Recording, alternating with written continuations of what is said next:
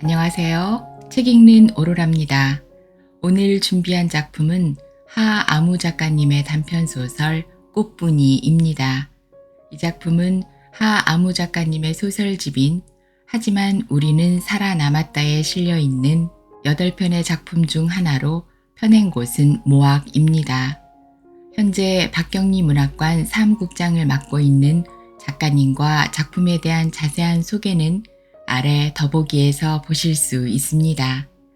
그럼 지금 바로 이야기 속으로 들어가 보겠습니다. 구독, 좋아요로 저 오로라와 함께 해주세요. 꽃분이 하아무. 윤 선배는 조심스럽게 말했다.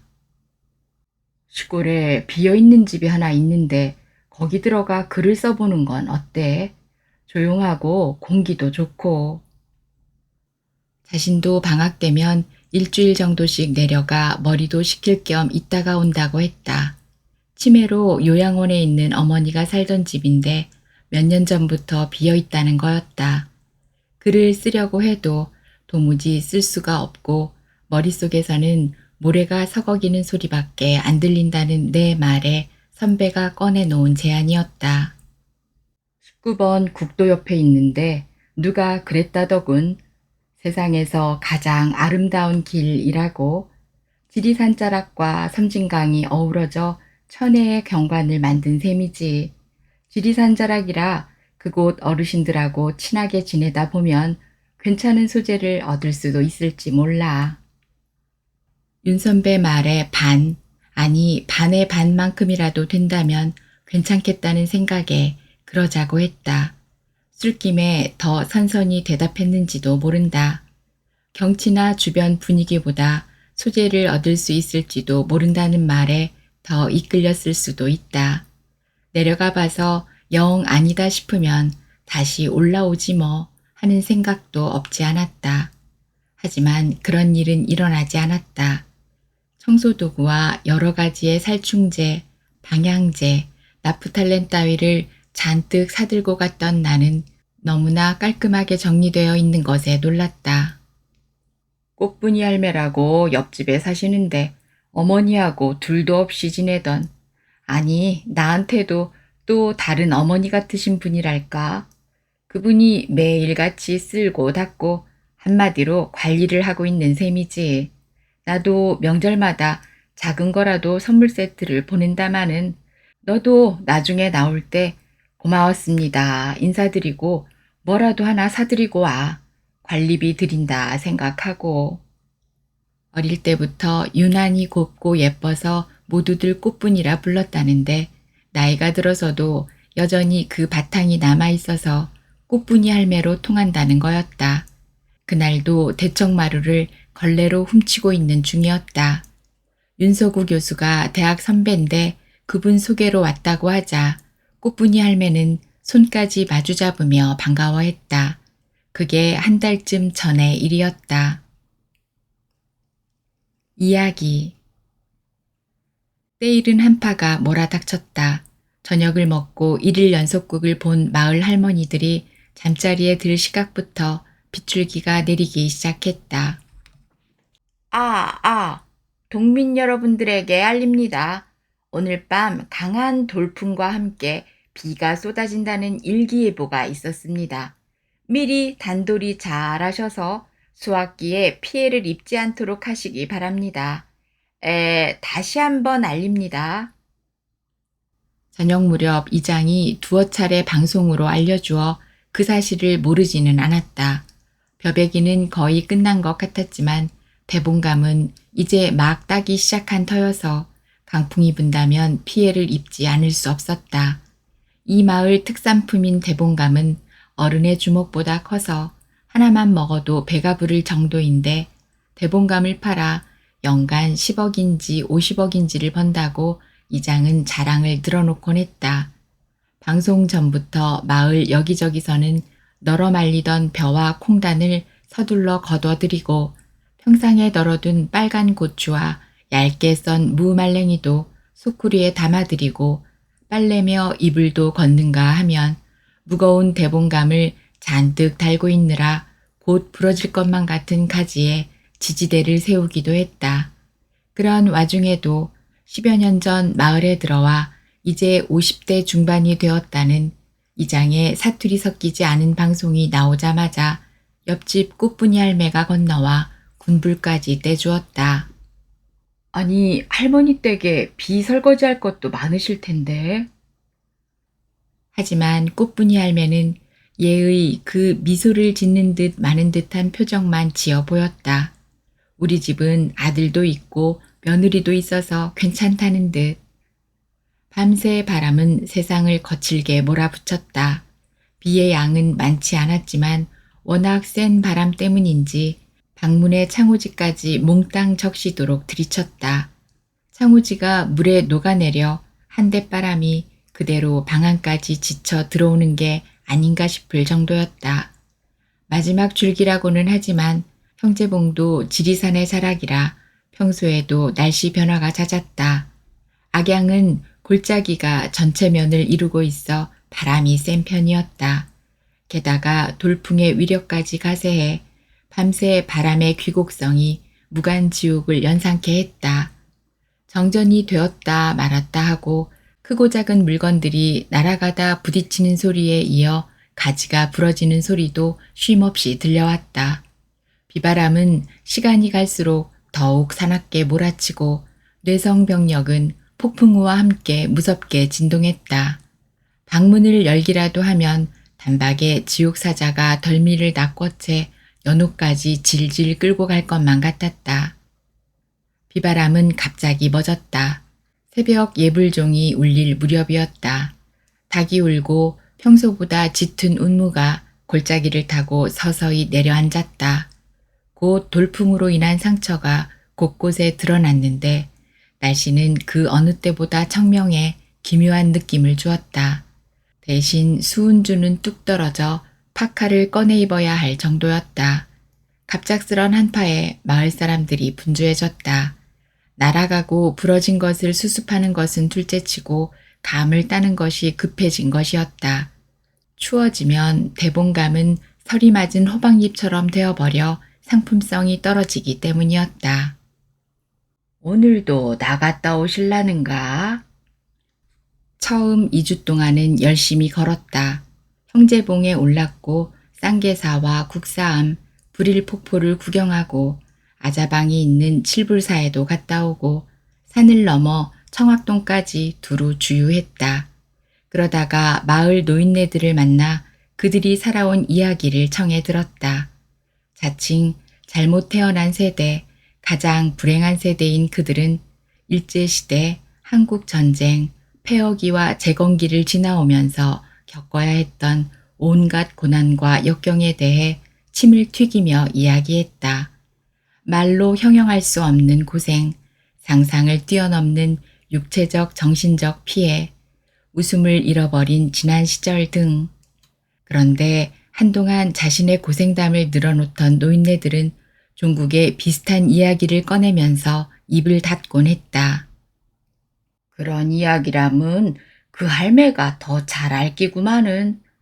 서지댁 할매가 이리저리 겪은 게 많아서 해줄 말이 많을긴데 하는 식이었다. 그 할매나 서지댁 할매는 다름 아닌 꽃분이 할매를 가리키는 말이었다. 아니요, 오늘은 안 나가고 할머니 얘기 좀 들으려고요. 꽃분이 할매는 또 그러느냐며 손살에부터 친다. 빨리 감 따러 가야 한단다. 낮은 울타리 너머로 감은 무슨 감이냐고 어무이는 가만히 집에만 계시라는 며느리의 목소리가 넘어온다. 곧 어무이는 집에 계시는 게 돕는 거란 아들의 목소리도 따라 건너온다. 아이고, 그때 이야기는 다 고생한 이야기제. 뭐 별다른 게 있다고 자꾸 그랬었는가. 다 놈들 했던 그런 고생이제. 벌써 몇 번째 같은 소리를 하며 나앉는다. 하지만 마냥 물러설 수는 없는 노릇이었다. 이런 때는 이런 때대로 나름의 방법이 있었다.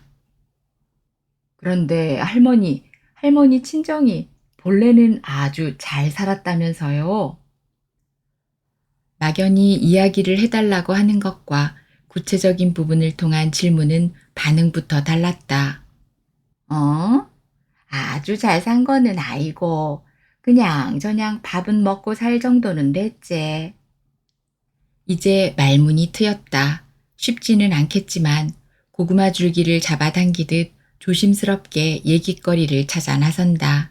그동안 마을 노인네들한테 들었던 단편적인 사건들과 할머니의 이야기를 조합해 보면 뭔가 한 사람 혹은 한 가족의 서사가 모습을 드러낼 것만 같았다.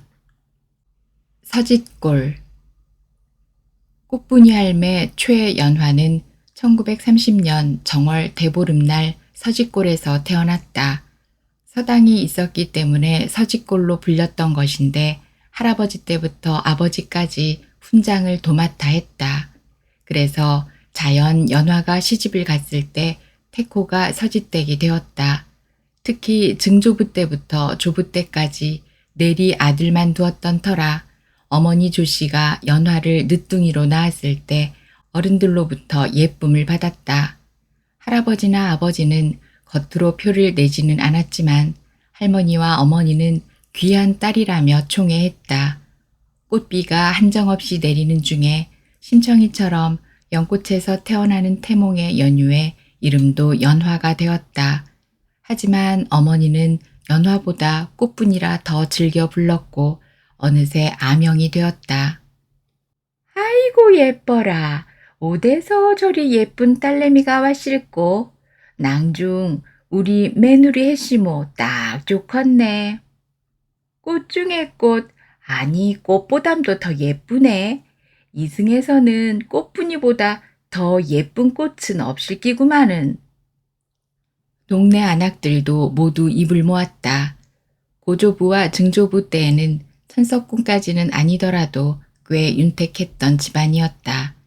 조부 때부터는 재산을 조금씩 까먹어가고 있었으나 그래도 꽤 튼실하여 무엇 하나 부족함이 없었다. 문제는 아버지였다. 그렇다고 노름을 한 것은 아니요. 술이나 계집질을 한 것도 아니었다. 일제의 토지조사 사업에 협조하지 않은 죄 아닌 죄로 토지의 대부분을 빼앗기고 말았다. 빼앗긴 토지의 대부분은 마름으로 일하던 윤덕보의 몫이 되었는데 그는 일경의 앞잡이 노릇을 내어놓고 하더니였다. 그때까지만 해도 덕보가 나중에 연화의 시아버지가 될 것임을 짐작한 이는 덕보 자신을 포함해 아무도 없었다. 오라비 둘은 인근 진주에 나가 유학을 했다. 그러느라고 그나마 있던 논밭되기를 착착 팔아 학비와 하숙비로 썼다. 집에서는 학동들이 쌀이나 보리 따위를 가져다 주면 먹고 그렇지 않으면 나무를 캐와 죽을 끓였다. 어머니가 삭바느질을 하여 끼니를 때우기도 했고 술지개미나 콩깻묵을 얻어다가 먹기도 했다. 지개미를 많이 먹어 아무데나 퍼둬버리고 잠이 드는가 하면 콩깻묵밥은 목구멍 넘기기가 준치 가시 넘기기보다 더 따가워 눈물 콧물을 짜내기도 했다. 그렇기는 해도 꽃분이의 어린 시절은 그런대로 무난했고 행복했다. 어른들이야 먹을 게 부족해서 노심초사할지언정 자식에게만은 내색하지 않았다. 낮이면 삭바느질에 밤에는 길쌈하느라 눈이 벌겋게 충혈되고 무시로 각혈을 해도 늘 우리 예쁜 딸, 꽃 같은 우리 딸 하며 감싸 안았다.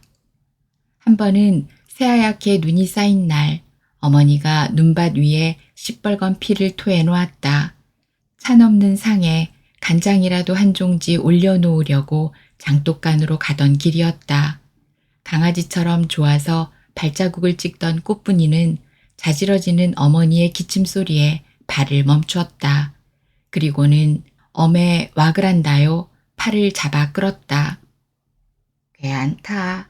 엄의 맘속에 핀 꽃이 요래 밖으로 나온 것뿐인기라. 그랬다. 정말 그것은 눈밭에 붉게 핀 한 송이 꽃 같았다. 꽃분이는 엄마가 아파서 그런 것이라는 마음속 말을 애써 물리치고 엄마가 피운 꽃이라고 믿었다. 엄마의 꽃, 엄마의 꽃, 엄마의 꽃. 수십 번도 더 뇌고 또 되뇌었다. 결국 어머니는 그해 섣달을 넘기지 못하였다. 칠보족두리. 시집을 가야 한다고 했다. 보국대나 정신대에 끌려가지 않으려면 그 방법밖에 없다는 거였다. 신랑은 마름이었던 윤덕보의 큰아들 판수라 했다. 이미 다 결정된 것이니 그리 알아라 하는 아버지는 끝내 꽃분이를 바로 보지 못하였다. 덕보는 사돈을 맺어주면 정신대에 안 가도록 할 뿐더러 빚의 일부도 감해주겠다고 했다는 거였다. 논밭 다 뺏기삐고 오라비둘 공부시키느라 빚만 지고 결국 네 거지 왼수 같은 집안에 시집을 보내야 되다니 그게 다 못난 부모 둔 탓이다. 만날 어울려 나물 캐러 다니던 봉순이는 칠보족두리의 눈물을 방울방울 흘렸다. 꽃분이는 작은 오빠 같은 사람에게 시집을 가고 싶었다. 훤칠한 이마와 큰 귀를 가진 데다가 쾌활하여 무슨 말을 하든 사람을 끄는 힘이 있었다. 학교에서건 길에서건 주변에는 친구가 끌었고 보이지 않는 곳에서 말도 못 붙여본 처녀애들이 애를 끓이곤 하였다.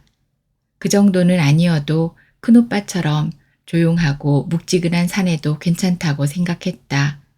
실제로 누굴 좋아해 본 적은 없지만 춘향이 이몽룡을 만났다는 16살이 되면 누군가 만나게 될 것을 은근히 기대하고 있었다. 하지만 채 16이 되기 전 초겨울 매서운 바람과 함께 진눈깨비가 퍼붓던 날 꽃분이는 덕보의 며느리가 되었다. 판수가 좋아하는 계집이 따로 있다 쿠던데. 봉순이가 조심스레 말을 꺼냈다. 동네에서 비슷한 또래들 중 그 사실을 모르는 사람이 없었다. 판수가 구식골 순애를 좋아해 시도 때도 없이 그 집 주위를 맴돈다는 것. 그러나 그 집 식구들 누구도 판수를 본체도 하지 않아 속만 끓인다는 것. 그러다가 일수 술을 마시면 삼거리 술집 과수댁을 앉고 밤새 뒹군다는 것까지. 제 아비 어미도 그런 사실을 모르지 않았다. 하지만 17, 8 무렵 동네 건달패들과 어울려 술을 마시기 시작한 후로는 행여 이유도 없이 찍자를 부리거나 패악을 부릴까봐 어쩌지 못하고 있었다. 그나마 못된 버릇을 좀 바로잡을 수 있을까 하여 성결이 곱고 착한 꽃분이와 맺어주려 한 것이었다. 저도 자식이 생기면 좀에 달라지겠지. 그런데 판수는 첫날 밤부터 영 꽃분이 곁으로 가려 하지 않았다. 저 애린기 뭘 알기라고 한 입을 둘러쓰고 잔단 말이오. 어미가 등을 떠밀어도 주저앉아 꿈쩍도 하지 않았다. 하기야 육덕이 푸짐한 술집 과수댁의 농익은 몸짓과 저보다 7살 적은 숙각씨의 부끄러운 몸짓이 같을 수 없었다. 그 말이 목까지 치받쳐 올라와도 어미가 되어서 그런 말을 입 밖에 낼 수는 없었다. 그렇게 어미 자식 사이에 옥신각신하다가 불쾌하게 취한 걸 보고서야 겨우 신방에 밀어넣을 수 있었다. 하지만 판수는 겨우 밥 물 말아 먹을 정도의 시간이 지나자 다시 신방을 박차고 나왔다. 나 어메 옆에서 잘라요. 나 원참 싱거워서. 제 볼일만 보고는 나와버린 거였다. 그동안 꽃분이는 아무렇게나 내던져진 칠보족두리를 내려다보며 말없이 눈물만 삼키고 있었다.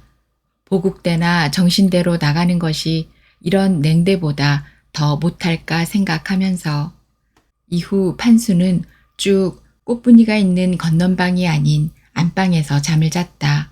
자다가 하시라도 제 물건이 서면 욕심을 채우기 위해 꽃분이를 안았다가 금방 다시 안방으로 돌아갔다. 한밤중일 때도 있었고 새벽녘일 때도 있었다. 옷을 갈아입을 때도 건넌방 장롱에서 옷을 꺼내 안방으로 건너가 갈아입었다. 제 손으로 꺼내가는 것도 아니었다. 꼭 시어머니가 옷을 꺼내 아들 판수에게 갖다 바쳤다. 꽃분이가 딸 정순이를 낳고 나서도 그랬다. 한 번은 꽃분이가 하루 종일 들일을 하고 파김치가 되어 돌아왔을 때였다. 판수는 마루에 드러누워 코를 골고 어린 정순이는 배가 고파 울고 있었다. 꽃분이가 달려가 보니 정순이는 우는 중에도 줄인 배를 채우려는 듯 흙과 죽은 벌레를 입에 집어넣고 있었다. 놀란 꽃분이가 아이 입에 있던 것을 뱉게 하고 방에 들어가 급히 젖을 물렸다. 침 다 튀겼다 아이가. 에이쌍. 흙과 죽은 벌레를 뱉게 한 게 하필 판수에게 튄 모양이었다. 곧 방문이 벌컥 열리면서 시어머니가 들어와 장롱을 뒤졌다. 아이는 아직도 눈물을 그렁그렁 매단 채로 젖을 빨면서 방싯 웃었다. 그 모습에 꽃분이는 부작대기로 가슴을 후벼 파는 듯한 아픔을 느꼈다. 아가 벌거지를 주먹는 거는 괜찮고 침 튀긴 거는 비기 싫어 죽겠던갑네. 이 방에 그리 오기 싫으모 고마 장롱도 안방에다 갖다 놓으라쿠소. 아픈 마음에 한마디 내뱉자마자 우당탕 소리 요란하게 문짝이 박살났다. 인연이 간띵이가 쳐부었나? 오늘 못 물 걸 처무었나? 판수는 문짝 2개는 물론이고 장롱까지 두들겨 부수고 옷가지를 갈기갈기 찢어 발겼다. 그래도 분이 풀리지 않는다는 듯 간짓대를 빼들고 꽃분이를 향해 마구잡이로 휘둘렀다. 이년아, 꼴에 양반집년이라고 유세 떠는 기가 아들도 못 놓고 쓸데없는 가스나 하나 덜렁 놔놓고 뭐이라 장롱도 안방에 갖다 놓으라고 우리 집안이 그래 만만해 보이더나. 2년 이 죽일년. 꽃분이는 아이를 부담고 두더지처럼 웅크렸다. 판수는 등이며 팔다리를 닥치는 대로 두들기다 간짓대가 부러지자 주먹질에 발길질까지 퍼부었다. 시어머니는 말릴 생각도 하지 않고 줄곧 혀를 차댔다. 그러게 와 남편 성질을 돋과서 그라노. 느그서방 승질 불같은 거 잘 암스러 그라노. 퍼뜩 잘못했다고 빌어라잉. 길보찜. 해방이 되었다. 사람들은 덩실 춤을 추며 기뻐했지만 덕본에는 그럴 수가 없었다. 일본인들을 따라서 가야 할지 야반도주를 해야 할지 모르는 가운데 길보찜부터 싸두었다. 하지만 우려했던 일은 일어나지 않았다. 몰래 도망갈 필요도 없었고 땅을 몰수당하지도 않았다. 뿐만 아니라 전보다 더 기세가 등등해져 동네를 들쑤시고 다녔다. 판수도 무슨 청년회인가에 들어 만날 몽둥이를 들고 빨갱이를 때려잡자는 구호를 외치며 몰려다녔다. 그 중에서도 판수는 언제나 앞장을 섰는데 조금만 의심가는 사람이 있으면 불문곡직하고 몽둥이로 두들기고 본다 해서 다들 윤방망이라 불렀다. 꽃분이는 해방이 되었다고 해도 아무런 감흥이 없었다. 다만 기울어가기만 하던 친정에 서서히 희망이 보이기 시작한 것은 그나마 다행이었다. 친정 큰오빠가 그 해를 넘기기 전에 읍내 세무서에 취직이 된 데다가 작은오빠도 이듬해 교사로 발령이 났던 것이다. 하지만 그것도 판수에게는 마뜩찮은 일이었다. 좀 배웠다는 놈들은 모조리 사상검증부터 해야 된다고 개두덜거리곤 했다. 한여름 뙤약볕이 한창 뜨거운 날 꽃분이는 둘째 딸 정옥이를 업고 피살이를 하고 있었다. 집안에 있는 남자 명색은 모두 밖으로 돌았고 집안일, 논일 모두 꽃분이 차지였다. 가만히 있어도 땀이 흐를 판국에 아이까지 업고 있으니 등거리는 살에 들러붙어 꼴이 말이 아니었다.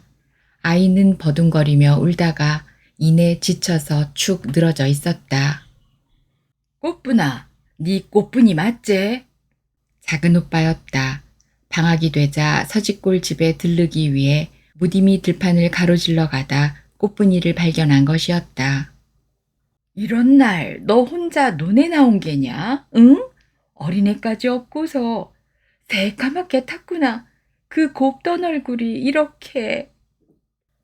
작은 오빠는 안타까운 마음에 손을 마주잡고 눈물까지 글썽이다가 주머니에서 손수건을 꺼내 흐르는 땀을 닦아주었다. 그 순간이었다.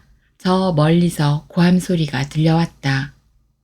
내 이놈 개 섞어라. 어떤 놈이기에 백주대낮에 너무 마누라를 희롱하느냐.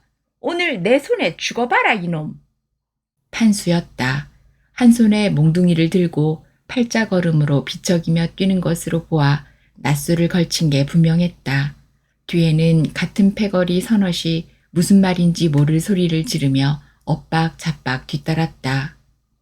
윤서방, 날쌔, 오랜만일세. 작은 오빠가 먼저 아는 체 하자 판수는 무르춤하게 서서 멀뚱히 바라보았다. 술김에 뛰어오느라 거칠게 씩씩대며 네가 누군디 하는 표정이었다. 곧 사람을 알아본 판수는 괜히 멋쩍게 몽둥이로 나락 모가지를 후려쳤다. 헌데 자네, 얼라까지 업은 자네 안사람을 이렇게 혹사시켜도 되는가? 가만히 서 있어도 쓰러질 것만 같은 땡볕에 말일세. 작은 오빠는 좋게 타일렀다. 그런데 판수는 그때까지 숨이 골라지지 않은 터에 훈계를 듣게 되자 저도 모를 용심이 솟았다. 뭐이라요? 혹사? 흥! 없이 사는 기 불쌍해갖고 빚 탕감해주고 양석도 보태주고 했더만은 뭐이라 혹사?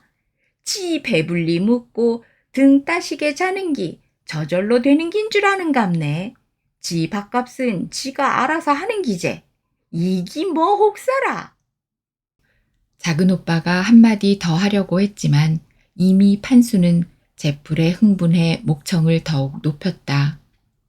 배운 사람은 일 한 번도 안 해봐 놓게 이런 기 혹사로 삐이는 모양이제.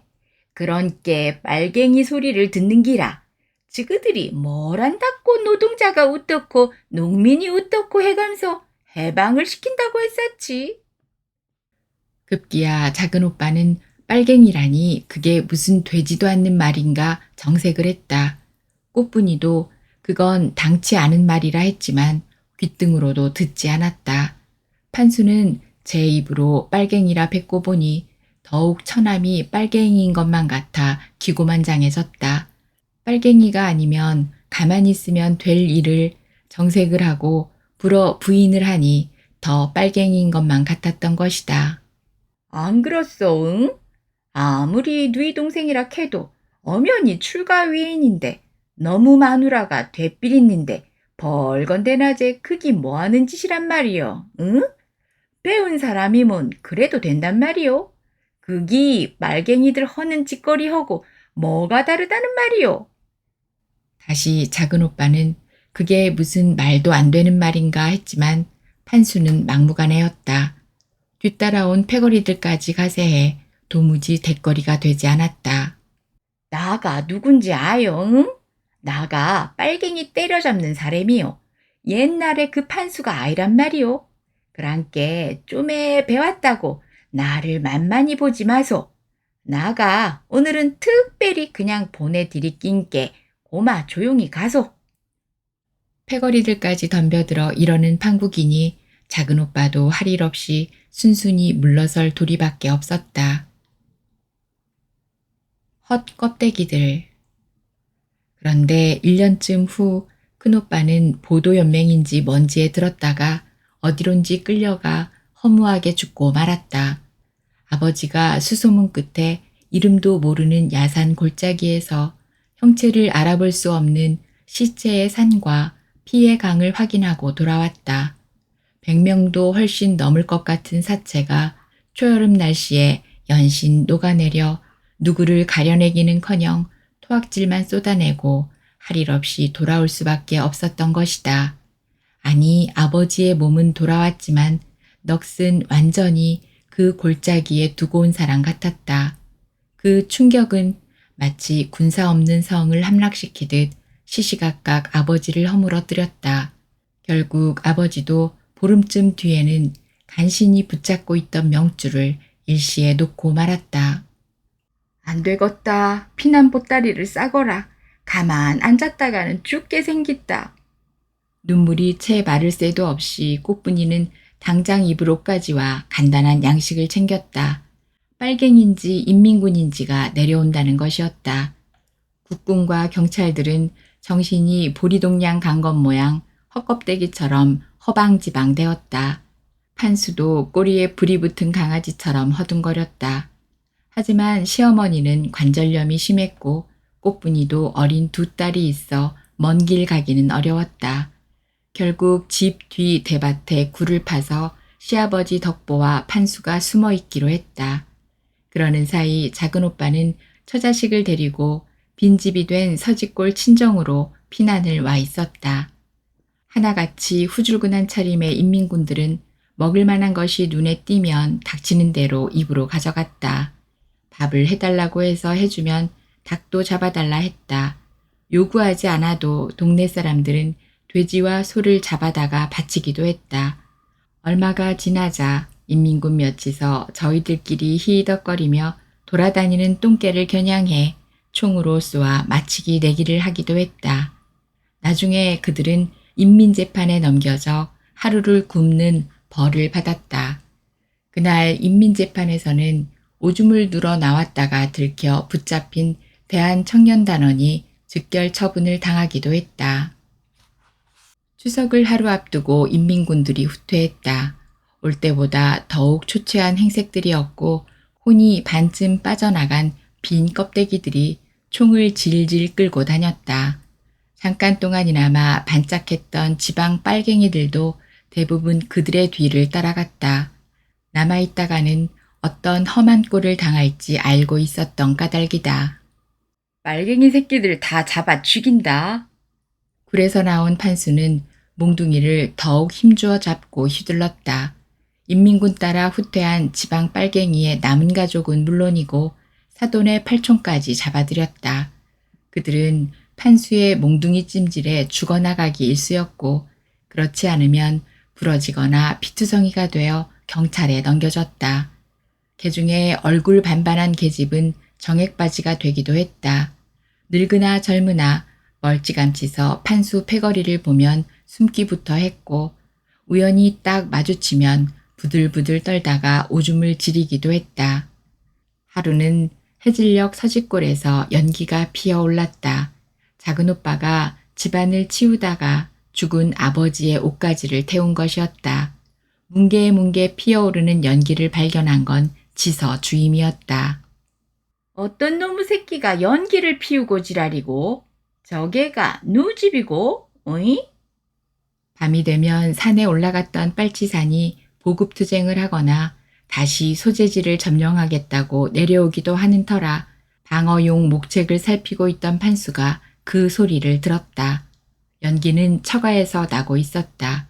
무슨 생각에선지 판수는 하던 일을 팽개치고 부랴부랴 서짓골로 향했다. 그리고는 대문을 발로 차고 들어가 처남에게 몽둥이를 들이대며 을러댔다.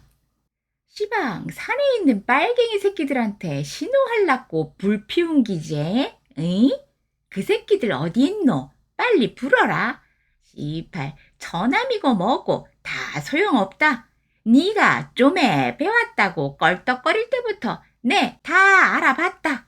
이 빨갱이 새끼야 퍼뜩 안 부나? 어이? 작은 오빠는 입을 열지 않았다. 아니 입을 열 수가 없었다. 사실이 아니라고 해도 정말이지 아는 것이 하나도 없다고 해도 믿어주지 않았기 때문이다. 사실대로 말하면 오히려 거짓말한다고 몽둥이질이 가해졌다. 게다가 하필이면 그날 저녁 빨치산이 보급투쟁을 한답시고 마을로 내려오는 바람에 매질은 더욱 심해졌다. 작은 오빠가 연기를 피워 정보를 알려준 셈이 되어버린 것이었다. 거의 매일이다시피 산 사람들이 내려왔었다는 따위의 이야기는 받아들여지지 않았다. 결국 작은 오빠는 밤새도록 맞아 곤죽이 된 채 아침 일찍 읍내 경찰서로 보내졌다. 구치소에 비슷한 혐의로 잡혀온 사람들과 함께 임시로 수감되어 있다는 소문을 꽃분이도 들었다. 그리고 돌연 사라져 버렸다. 경찰서 누구도 그가 어떻게 되었는지 아는 사람이 없었고 어떤 기록도 남아있지 않았다. 경찰서나 군청에 그런 걸 물으면 오히려 불순분자 취급을 당하기 때문에 드러내놓고 물을 수도 없었다. 다만 풍문에 누구는 군용 트럭에 실려 산청 어디쯤에서 집단 학살을 당했다기도 하고 누구는 함양 장승백이 아니면 당그레산에서 그리 되었을 거라고 추측했다. 하지만 다들 카더라는 시기여서 믿기 어려웠다. 그런 와중에도 희한하게 죽었을 거라는 데에는 의견이 일치했다. 한 사람도 살아있을 거라고 말하는 이는 없었다. 서지골 집에서 행여나 작은 오빠가 돌아올까 기다리고 있던 올케와 조카도 두어 달 뒤 소리 소문 없이 떠나 종적을 감춰버렸다. 그날 이후 판수는 꽃분이를 빨갱이년이라 불렀다. 큰오빠, 작은오빠 모두 빨갱이 짓을 하다가 죽었으니 빨갱이 집안이고 그러니 꽃분이도 빨갱이라는 거였다. 입에 맞는 찬이 없다고 빨갱이년, 방바닥이 차다고 빨갱이년, 아들 못 낳는다고 빨갱이년, 아이를 울린다고 빨갱이년, 일 제대로 못한다고 빨갱이년, 하다못해 몸을 섞고 나서도 제 성에 안 찬다고 빨갱이년이라 투덜댔다. 견디다 못해 꽃분이는 작은 길보찜을 싸 숨겨두었다. 너무 힘들고 징그러워서 밤 도망이라도 칠까 했지만 그마저도 시어머니 눈에 띄고 말았다. 그 때문에 판수의 몽둥이질 세례를 받았고 급기야 오른쪽 다리가 부러졌다. 다리를 절며 다친 척하고 꾀부린다고 욕만 바가지로 더 얻어먹었다. 그러다 평생 다리를 저는 불구가 되고 말았는데 그러고도 논일 밭일은 물론이고 진일 마른일 가리지 않고 모두 도맡아 해야 했다. 동거. 꽃분이에게 가장 곤혹스러웠던 것은 판수의 마구잡이식 빨갱이 사냥 외에도 시간과 장소를 가리지 않고 벌이는 여자 문제였다. 혼인을 하고 난 후에도 꽃분이와 있는 시간보다 삼거리 술집 과수댁과 뒹구는 시간이 더 많았다. 집에서나 친구들이 판수를 찾으려면 늘 삼거리 술집에 가면 됐을 정도였다. 어쩌다 길에서 마주치면 과수댁은 측은한 듯 꽃분이를 쳐다보기도 했다. 게다가 판수는 자주 여자를 집에까지 데리고 들어왔다. 꽃분이가 딸을 연이어 셋 낳을 때까지 시집의 방은 셋이었다. 안방은 시부모가 쓰고 건넌방은 꽃분이 그리고 별채로 지은 아랫방은 시할머니와 시집 안 간 신우 둘이 같이 썼다. 그런데 판수는 술에 엉망으로 취해 작부를 데리고 들어오면 하필 꽃분이와 딸이 자고 있는 방으로 지쳐 들어오는 것이었다. 처음 그 꼴을 본 꽃분이는 너무 놀라 둘이 살을 섞는 쪽을 쳐다보지도 못하고 돌아누워 입술만 깨물었다. 그러다 아이가 있을 땐 울거나 소리를 내지 않도록 아이의 입을 슬그머니 막고 있었다. 여름이라면 몰라도 겨울이라면 판수의 발길질에 여축 없이 밖으로 쫓겨나야 할 판이기 때문이었다. 그런 날이면 판수와 작부는 이튿날 해가 중천에 걸리도록 늦잠을 잤다. 그래도 시부모를 비롯한 집안의 누구 하나 그들을 나무라는 사람이 없었다. 네가 아들을 못 낳은 게 저리해서라도 아들을 봐야 안 되겠나. 둘째 정옥이가 태어나고 어느 날 시어머니가 한 말이었다. 하지만 하루 이틀 살을 섞고 가는 작부들은 시부모에게 손자를 안겨주는 법이 없었다. 1년에 한두 번씩 열흘이나 보름, 길게는 한 달까지도 제 집인 양 지내다 가는 여자들도 마찬가지였다. 제 주머니만 채우고 바람처럼 사라졌다. 본래 판수는 구식골에 사는 순애를 좋아했지만 맺어질 수는 없었다. 순애의 오빠가 꽃분이의 아버지가 하던 서당에서 글을 배웠기 때문이다. 판수의 아버지 덕보가 일본인들에게 붙어 훈장의 전답을 빼앗다시피 한 데다가 늘 힘을 내세워 또래들 사이는 물론이고 마을에서 군림하려고 드는 판수 역시 꼴사나워 보였다.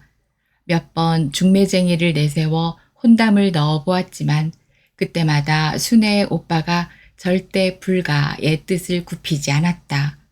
그런데 하루는 순애의 오빠가 마실을 나갔다가 혼자 밤늦게 집으로 가던 중 호되게 얻어맞은 사건이 있었다. 금은밤이어서 누가 누군지 코앞에 있어도 잘 분간할 수 없는 밤이었고 순애 오빠는 피투성이가 되어 문온가에 버려진 채 해가 중천에 뜰 때까지 정신을 차리지 못했다. 그 일로 순애 오빠는 정신을 놓아버려 어떻게 맞았는지는 물론이고 제 이름조차 기억하지 못하는 반병신이 되고 말았다. 아이고, 동네 사람들아, 세상에 이럴 수가 있는 기가. 법 없이도 살 만큼 척 우리 아들을 이래 빙신을 만들어 놨는데 어찌 이럴 수가 있단 말이가. 아이고, 석돌이 오매 보이소. 개치하제요. 우리 아들이 하나 있는 누이 동생 건달헌티 안 준 거 외에는 평생 누구한테 원수진 일 없는 아한데 이래 가만히 놔둬 갖고 되고 싶니까요? 야? 순애 어머니는 하소연했지만 본 사람도 없고 이렇다 할 물증도 없으니 어쩔 도리가 없었다. 그 일이 있고 순애 집에서는 해를 넘기기 전에 서둘러서 순애를 수돌이에게 시집 보냈다. 수돌이도 성에 차지 않기는 판수와 50보 100보였지만 더 큰일이 생기게 해서는 안 되겠다는 생각에서였다. 하지만 그마저도 용의주도하고 음흉한 판수에게는 아무 문제가 안 되는 일이었다. 인민군들이 내려오고 마을 청년들 대다수가 이른바 특공대에 들었다. 경찰의 지시에 따라 마을을 자위한다는 것이었다. 이미 윤방망이로 호간한 판수가 중대장이 됐고 보초를 선다든가 이런저런 매복작전을 지휘했다. 그런데 언제부터인가 판수는 수돌이가 밤새 보초를 서는 날이면 슬그머니 수돌이네 집에 들어가 순애와 살을 섞기 시작했다. 그때 수돌이는 장가든 후 1년 만에 재금을 내어 외따로 살림을 하고 있었다. 내년이 꼬리를 먼저 쳤다고 수돌이한테 말할 끼다. 협박하는 판수의 완력에 못 이겨 순애는 결국 치마끈을 풀고 말았다. 헌데 그 꼬리가 너무 길었다. 야, 이 빙신 같은 놈아. 네가 밖에서 추위에 벌벌 떱시로 이러고 있는 동안 네 마누라는 언놈 품에 안겨있는 줄도 모르는 바보 천치야. 함께 보초를 서고 있던 친구에게 청천벽력 같은 말을 들은 수돌이는 눈이 뒤집혔다.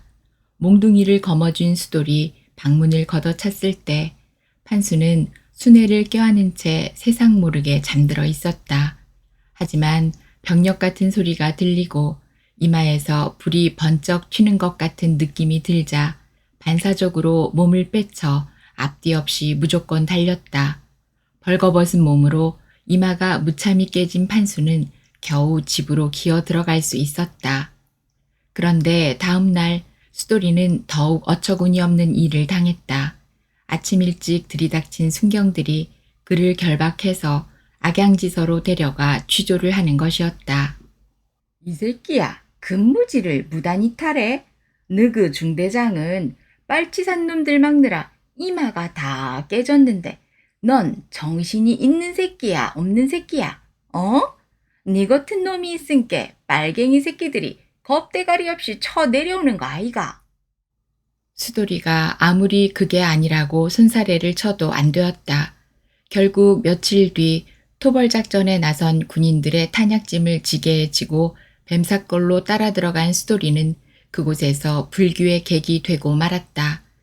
이미 휴전은 됐지만 지리산에는 또 다른 전선이 형성되어 여전히 치열한 전투가 벌어지고 있었다.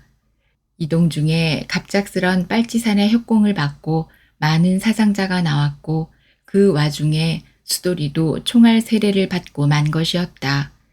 그렇게 해서 판수는 누구의 방해도 받지 않고 순애의 집에 무시로 출입을 할 수 있게 되었다. 내리 딸만 셋을 낳은 꽃분이는 식모 혹은 일꾼 취급을 받았다. 그러다가 2해 뒤 한겨울에 시할머니가 변소 가는 길에 쓰러져 세상을 떠나자 아랫방은 아예 순애의 차지가 되었다. 나중 전쟁이 끝나고 시부모 모두 세상을 떠나고 나서는 꽃분이가 안방을 쓰고 건넌방과 아랫방은 딸 셋이 나누어 썼다.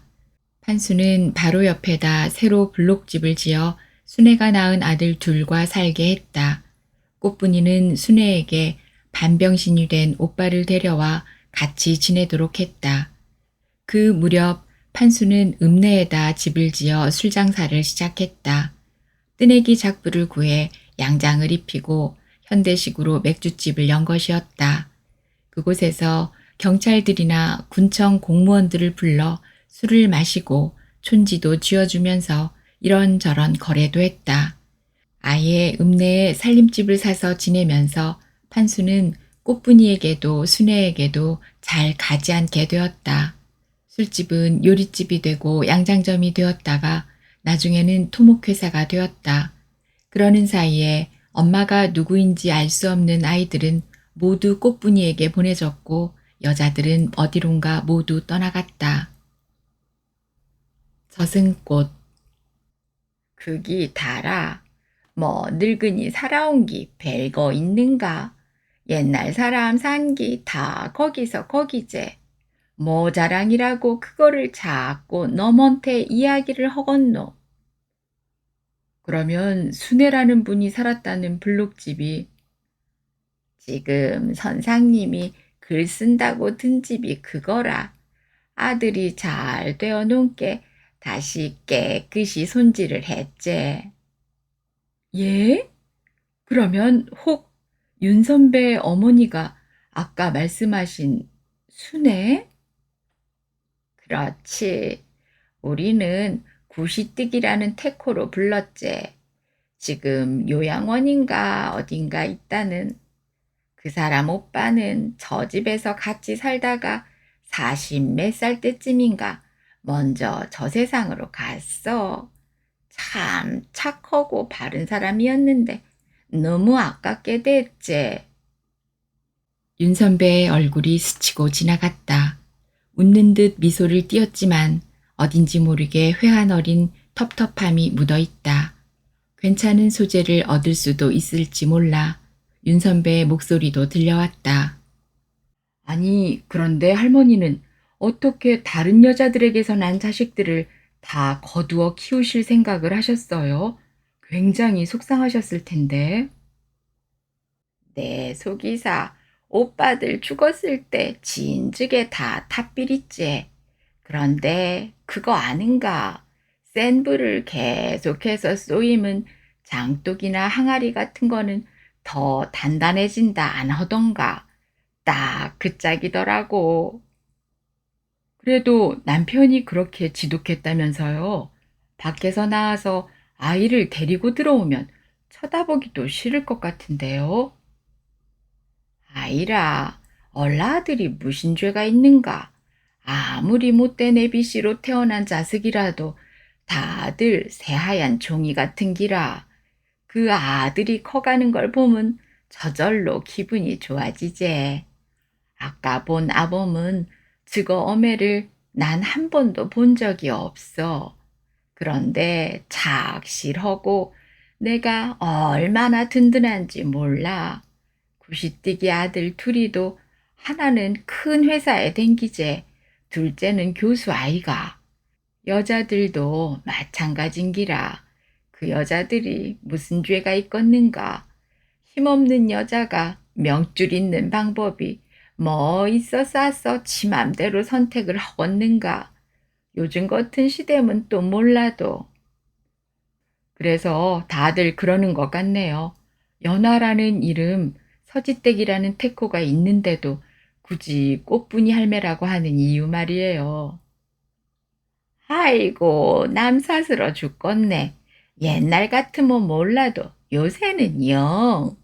얼굴에 온통 보기 싫게 젖은 꽃이 피갖고 인자 향기는 없고 썩는 내가 낚인데 뭘. 아니에요. 저승꽃이 피기는 했어도 가만히 보면 할머니는 지금도 굉장히 고우세요. 정말 가까이 가면 정말 고운 향기가 난다니까요. 에이, 젊은 사람이 농도 잘한다. 아니라니까요. 근데 그렇게나 말썽을 피우던 할아버지는 지금 어떻게 지내세요? 요즘도 읍에 살고 있나요? 아니, 볼세 저 세상 사람이 됐제. 한참 토목회상가 뭔가 하더만은 망해 묵고 만날 역에 와서 아들 며느리한테 용돈 쪼매씩 얻어다 쓰고 불쌍하게 지냈제. 천벌을 받은 기제. 예, 끝이 안 좋았군요. 좋을 택이 없제. 그런데 어떤 신문기장가 하는 사람이 옛날에 그리 악하게 한 거를 다 조사해 갖고 신문에 냈다 쿠대. 그랑께 다들 자기를 나쁘게 볼 거 아이라.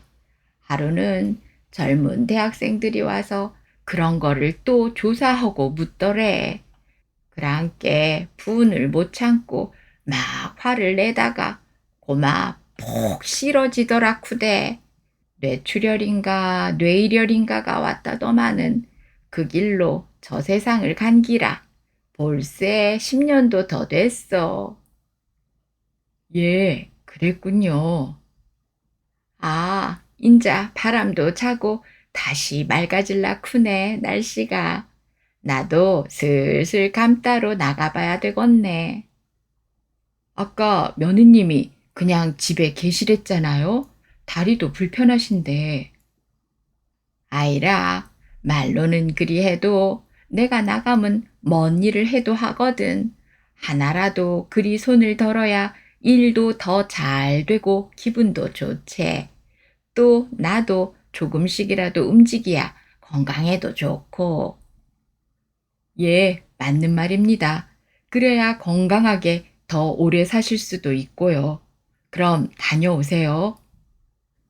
대문을 나서는 꽃분이 할매의 그림자가 꼬부랑거리며 뒤따랐다. 빨랫줄에 앉아있던 고추잠자리가 일시에 날아올랐다. 하하무 작가님의 단편소설 꽃분이 잘 들으셨나요? 오늘 마무리는 작가의 말로 대신하겠습니다. 오늘도 함께 해주셔서 고맙습니다. 꽃분이는 진실 화해를 위한 과거사 정리위원회 일을 할 때 지리산 일대 수많은 피해자들이 들려준 증언이 토대가 되었다. 여성 피해자들은 눈치 보며 남자들에게 증언을 슬그머니 맡겨버렸다. 그런 태도에서 피해자들 내에서도 여성은 소외되고 있음을 알 수 있었다. 그래서 남성 피해자들의 증언들 속에서 가려내고 상상을 입혀 구축하였다. 이는 당시 여성들이 겪었던 수없는 고통 중 극히 일부분일 뿐이다. 숙제를 다하지 못하였기에 남은 과제가 있음을 고백해 둔다.